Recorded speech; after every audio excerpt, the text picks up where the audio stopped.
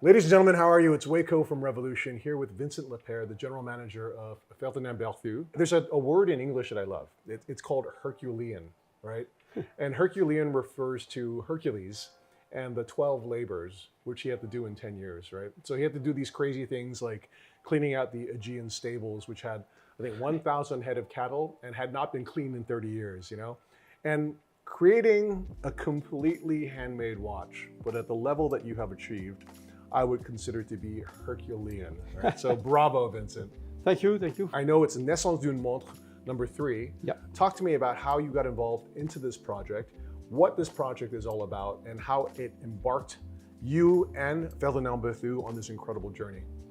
Well, this watch, actually, this is a very specific project. Naissance d'une Montre, as you know, is a project that was initiated many years ago by the Time Foundation, producing the very first Naissance d'une Montre, the one with Grobel Forcet, Philippe Dufour, and Michel Boulanger, that make a very first tourbillon.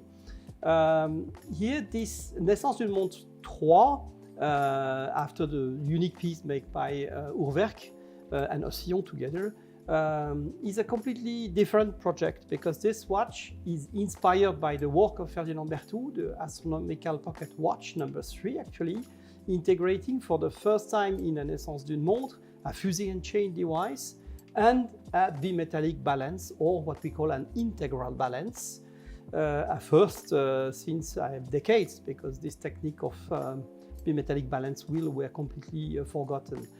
Naissance d'une Montre is not only about producing by hand with traditional tools, without digital assistance, a watch, but is before all maintaining, preserving, documenting all the traditional skill of watchmaking. The journey is more important than the result. Of course, having this watch made after 11,000 hour work, 6 years work, 80 people involved in this project is a kind of small miracle. But the most important was relearning, rediscovering antique techniques that were completely forgotten. Okay, so this is really remarkable to me. So you are now going to create a completely handmade watch. And when I say handmade, it means every screw, every link in the chain and fusee, which we're about to see, the case, the buckle, right? Everything. And the inspiration for this is pocket watch number 3, which is created by Ferdinand Berthoud. I think it was towards the end of his career, so it was actually built by Martin. His student. Yes, right. But he oversaw it. And it was an astronomical pocket watch. And incidentally, also the very first timepiece that Karl-Friedrich Scheufele purchased from Ferdinand Berthoud as well. Exactly. And which gave him, I think, with the sort of touchstone for inspiration to purchase and create this beautiful renaissance of Berthoud, right? What we see here is a watch that combines the movement architecture of that pocket watch and also the time telling on the same side.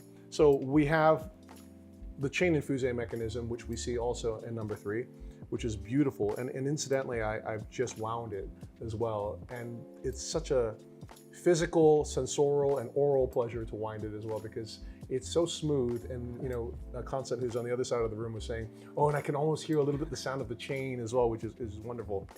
And then you have, on the front side of the watch, a little bit of a sort of, I guess, clin d'oeil to FP3. You have the escape wheel and the escapement on its own little bridge, which also the shape of the bridges are inspired by the signature Ferdinand Berthoud architecture. And then you have this masterpiece, which incidentally has not been seen in watchmaking for over 100 years. And it is a bimetallic balance wheel. And that, I have to say chapeau, because that's incredible. So I want to talk to you guys a little bit about what is a bimetallic balance wheel, right? So as Vincent was saying, Charles-Edouard Guillaume was born here in the beautiful city of, or town, I guess, of Fleurier. Small town. Small. There's like one restaurant, but it's not bad. He created the latest version of a bimetallic balance wheel. So let's talk about how a watch works. You have a hairspring, and it's attached to the heart of the watch, which is the oscillator, right? And it's oscillating back and forth. Now, the hairspring, at least back in the day, was affected by thermal variation. So whether it gets hotter or colder creates a difference in terms of the elasticity of the balance wheel. And the genius idea to compensate that was to create a balance wheel that essentially changes dimension in the opposite way to compensate for the change in elasticity. And the way that this was done was using two different types of materials that contracted and expanded in different ways on the same rim of the balance. And the balance was split. It had like little gaps in it so that it actually could contract and expand. Now, no one is doing this today, no one, right? So the first question I had was, Vincent, how did you guys figure out how to recreate a bimetallic balance wheel? This was, I would say, an absolute challenge because we couldn't find any technical literature.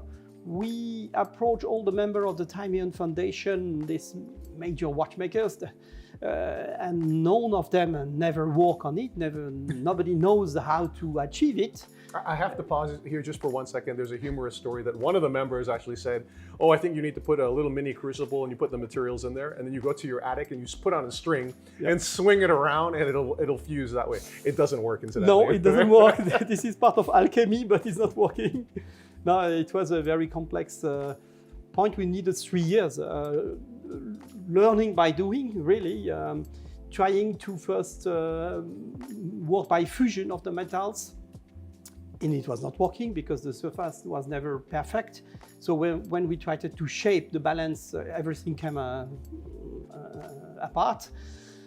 And finally, thanks to the absolute mastery of Chopard metallic craftsmen that we have in Geneva that are used with the gold foundry to manage these matters, they finally find techniques to make a welding actually of the two metals, the nickel from outside the ring and the invar inside. That, after many trials, finally was perfectly homogeneous and could be machine drilled with traditional tools to have a working bimetallic balance. Many years of work. So it was part of the idea that you have, or part of the benefit of having your own in-house foundry, for sure, allowed you to create this process of creating a bimetallic, well, not a balance yet, a disc, which was brass and invar. Right? Exactly, only a disc. So this brings me to subject number 2. So basically this entire watch is made by hand. So either by hand itself or using traditional tools that are hand guided. Yeah. And you're talking about microns in terms of precision that's needed for this. And you now are left with this disc, which was incidentally quite an accomplishment, took you 3 years to figure out. And then you now have to machine this disc into a balance wheel using hand guided tools. Yeah. Okay, first of all, where'd you get these tools? Second of all, how'd you get them up and running? And then third of all, how'd you figure out how to use them?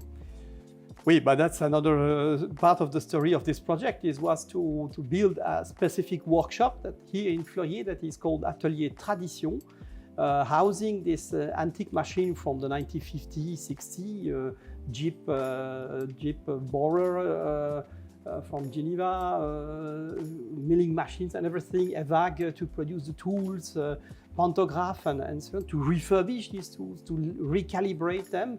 And what is very specific for Ferdinand Berthoud, because this was part of the initial decision, we had to develop the tools to be adapted to the machine to shape the components we needed for the watch.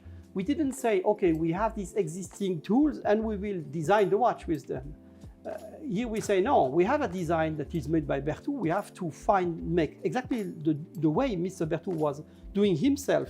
He was making the tools to produce what he wanted. And we followed the same philosophy. That took also a couple of years. And for the mechanics to learn again to use these tools, we calculate in years. That's really took the time we needed until they manage. And it's true that today they reach a precision of 1 micron, 2 microns when they drill, mill. And it's absolutely fascinating. You know, one of the most impressive things that I saw when we were over there is this idea of finishing the pivots, or right? Because the pivots of the pinions are where you have things like the balance or the escape wheel mounted. And you were talking about how you have to finish it to the ultimate precision so that it has very low friction and also beautiful as well. It's also beautiful. But if you go one tiny step too far, you change or deform the profile and it doesn't work properly anymore, right? So you're even doing it to the maximum that you can, and then even the watchmaker is then deciding whether or not they want to remove the tiniest amount of material from the pivot or they want to change maybe minutely the dimension of the jewel that is getting mounted in, which incidentally are diamonds, which for the counter pivots of the shock absorber, they are made with diamonds, 2 diamonds that are really functional, absorbing the shock to protect the escape. And the rest of the pivots have rubies from the highest quality, synthetic. But still, they have to be adjusted. I love that. Incidentally, I also want to mention that it's extremely rare for a watch to have functional diamonds for the staff of the balance, right? Sometimes you see it in watchmaking, but it's a bit fashion. Here it's really functional. Like it was functional in the Ferdinand Berthoud astronomic pocket watch number 3. So we say if he achieved in 1775, today, 21st century, we should achieve also. And we did it. It's a matter of time. It's got such a beautiful architecture of the movement. There's so much excitement in both sides, actually. Very alive. Yeah. 3-dimensional. With pillar architecture. Like an old marine chronometer. And like our previous Berthoud. Right. Everything is always built with pillars because this is part of the DNA of the Ferdinand Berthoud. And to have these bridges for the train in the back as well have the same form that you see in the bridges of number 3 is really beautiful. There's one thing I noticed as you were giving me a tour of the finishing department earlier, and that is you have a very interesting and unique finishing for the bridges and the flanks. So your bridges, first of all, the angles are sharp, and you were explaining to me that there is a little bit of a school of thought in the Vallée de Joux to create versé angles, which are a bit rounded, but that can also be used sometimes to hide things a little bit, right? And this has to be done with a knife. And then the flanks of the bridges and the plates are mirror polished. And what you see here, the bridge that's facing the fusée mechanism, right? You see every link in the chain with perfection. So it really is an aesthetic enhancement. Talk to me about these finishing techniques and why it was important to incorporate them to Ferdinand Berthoud. We never had this finishing in our previous Ferdinand Berthoud. And considering, I would say, the achievement of this watch, we say we must find a solution to highlight some elements that the wearer can enjoy also to see these details from every side. And that's why some of the bridges have this flange mirror polished. And what is this engraving in the back? What does it say? So on the back, you have a very important motto, actually a sentence that Louis Berthoud, the nephew of Ferdinand Berthoud, has written at the end of a book he published after studying 4 years. He was actually the teacher of 4 master watchmakers in Paris that had to learn to make marine chronometer for the Navy.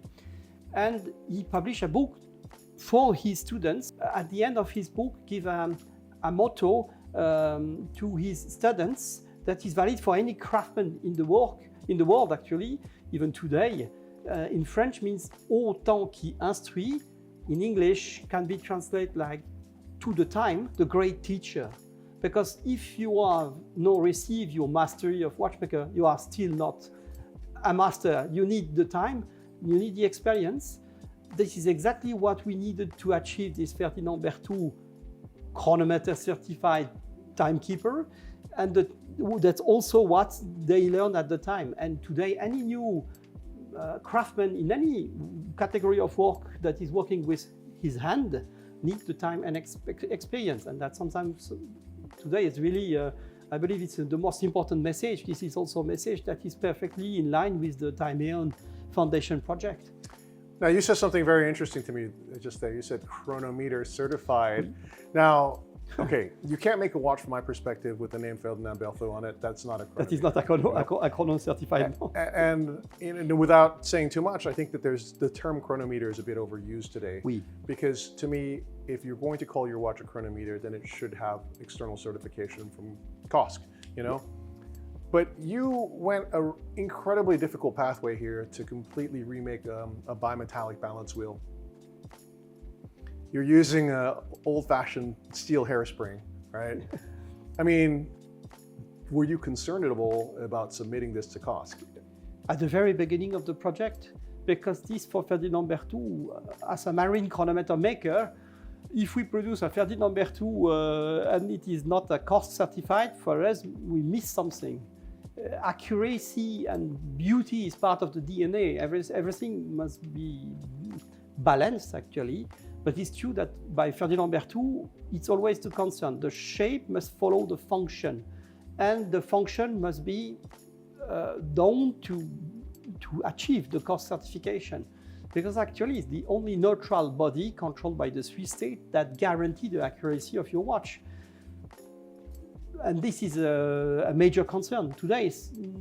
Who are the independent watchmakers that still spend the time and the money to officially provide a certificate of chronometry to their clients? Not so many. Not so many at all. Okay. So Vincent, I have a surprise. We actually have the certificate from the first watch that was created by you guys. And so let's now, for the benefit of the public, read the... You will discover the results. The results, yeah, exactly. Thank you very much, Constant. So this is for Naissance du Montre 3, and this is for the pièce unique that is going to be auctioned at Philips. Yeah, auctioned at Philips in November. Right. Okay, so first of all, I think you will be happy to know that you have passed. We passed. It was a big challenge, but we passed. Second of all, I have to say the results are pretty mind-blowing, right? So I'll give you mean daily rate in different positions, 0.91, all right? Mean variation, 0.46. Maximum variation, 0.63. And this is very interesting because, again, the whole point of this watch is to create a bimetallic split balance wheel that is compensating for thermal variation. So we have a variation of rate per 1 centigrade of 0.01. Not too bad. Okay, bravo. So it's really remarkable for me to see that this pursuit, this Herculean task, has yielded a result that's not only stunning, I mean a truly magnificent watch, that's also allowed Ferdinand Berthoud, Scheufele, and also the foundation to learn all of these. Because in the future, if someone is like, you know, I really like to make a bimetallic balance wheel, how do you do it? They'll be like, well, our project has documented how. And to also relearn all of these spectacular, you know, machining and also finishing techniques as well, which you have here. And incidentally, thank you for showing me downstairs what a real sandblasted movement looks like, because there's a lot of grené or frosted, you know, movements today that are created using laser engraving. But you're absolutely right. When you see it in the light, a real sandblasted movement has a luminosity that those lack. And then, so on top of that, you've made something that, from a chronometric perspective, is a spectacular achievement, because it really is a chronometer with phenomenal results. How do you feel now after all of this? Well, of course, we are extremely proud to bring such a timekeeper, especially for our 10th anniversary this year in 2015. It's a real achievement, and I believe that after that, even some collectors that still do not know us will certainly consider that Ferdinand Berthoud could be an interesting watch to have in their collection. It's absolutely spectacular. I have to say also, chapeau to our dear friend Karl-Friedrich Scheufele. He always, at the beginning of any journey, he will always take the path that is hardest, but the path that has the most authenticity, yields the greatest results, and puts in place in-house understanding and knowledge that can always be used in the future. And this is the perfect embodiment of that. I think it's really a symbol of what we wanted to achieve. It is about transmitting knowledge in our world, watchmaking and micromechanics. And the idea was, in this project, Naissance du Montre 3, to involve a number of people instead of very few, and to make them part of a very important challenge that we all face together. We kicked off the project in 2019. Well, we were held up in 2020, like everybody, like the whole world, in a way. But, and it turned out to be really a wonderful human experience, because we have, in fact, a number of very young people who are young craftsmen who are part of the team. And the idea was to work together also within a group between members of the Chopin team and members of the Berthoud team. Because when it comes to case making and all of these crafts, and of course Chopin excels greatly, and so yeah, the result, I can hardly believe that the result is actually here today, but we made it. Karl-Friedrich, what is the name of the project director? The name of the project director is Daniel Bolognesi. We started working together many years ago on the very first movement that we developed in Fleurier, Chopin Manufacture, the LUC 196. So Mr. Bolognesi was there at the very beginning of the creation of the 1.96 in 1996. And you cut to 2025, and he's also been on the 6-year journey of this as well. Yes. Oh, wonderful. And this is really an achievement of a lifetime for him and for everybody else involved. Incredible. So I had a conversation with a friend of yours, Philippe Stern. He was outside Plan-les-Ouates and he was smoking a cigarette, and I said, I was, sort of gazing up at his manufacturer, and I said, "This is marvelous." And he said, my dad didn't want me to do this because he said it's too hard and it's unnecessary. Why do you feel that you must do this? And I see today that all of the individuals that took this decision over 30, sometimes even 40 years ago to go in-house and build something with immense integrity, that has been the primary game changer in their capacity to create excellence. Yeah, I think the authenticity today is one of the key factors that we need for our industry, of the watch industry, to continue. 10 years of Ferdinand Berthoud, bravo. Last question, so what is the price of the watch? How many will you make and how will you allocate them? It's a series of 11 watches. One unique piece that will be auctioned by Philips Watch, Bax and Rousseau in November this year.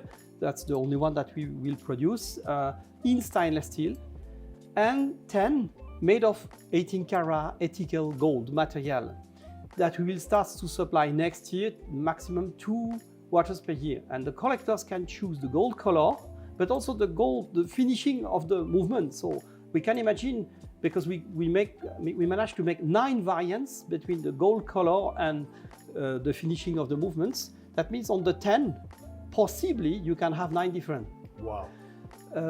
The retail price, the estimate retail recommended price of the gold watch has been calculated, not completely finalized, but we talk about 850,000 Swiss francs, including taxes.